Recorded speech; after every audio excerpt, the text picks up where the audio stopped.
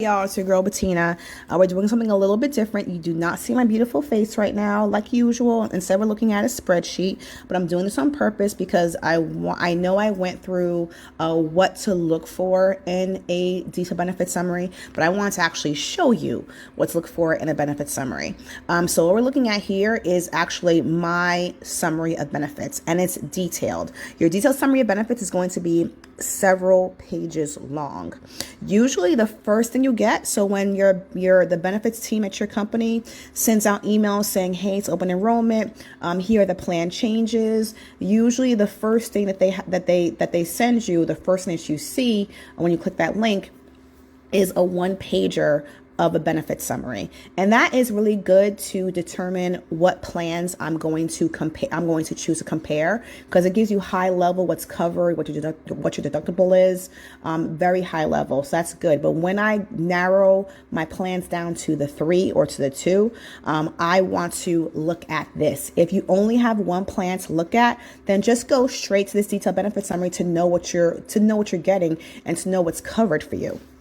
So the first thing I spoke about was the deductible. And the first thing you see there is what is your overall deductible. And so my deductible is $3,000 for a single or individual. If I had a family, then it would be $6,000. And you see here it explains exactly what a deductible is. My out-of-pocket expense will be $3,000, or I will be receiving medical bills until I hit that $3,000. Another item that I look at that's very important for me are these specific things that are being covered. So when I look at, let's say, for example, if I have to take a diagnostic test like an X-ray or blood work, what's covered with that? In network, my responsibility is a $75 copay. If I go out of network, it's not covered at all. And then but once I pay $75, I'm not responsible for anything else.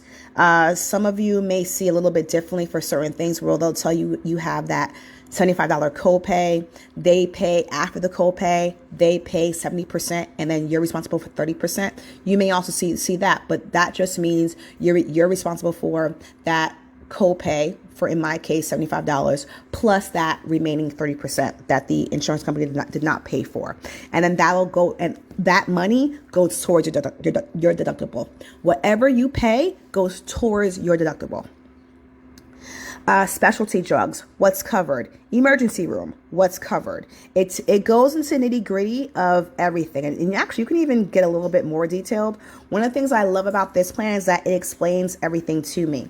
So even if I keep on going to the right, limitations, this column right here, all the way to the right, limitations and exceptions and other information. For certain, this is important to review because, for example, for a diagnostic test, if a pre-authorization is required, that means I have to get my insurance company's approval before I can use that service.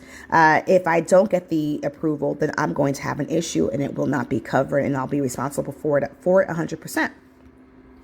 Another thing that you want to look at is what is not covered. So this specifically tells me that my plan does not cover cosmetic surgery, it does not cover dental care, it does not cover long-term care, nor does it cover routine eye care. So you want to know what it doesn't cover, and if any of the things that you know that you need to have for that year are in that list, then that may not be the right plan for you.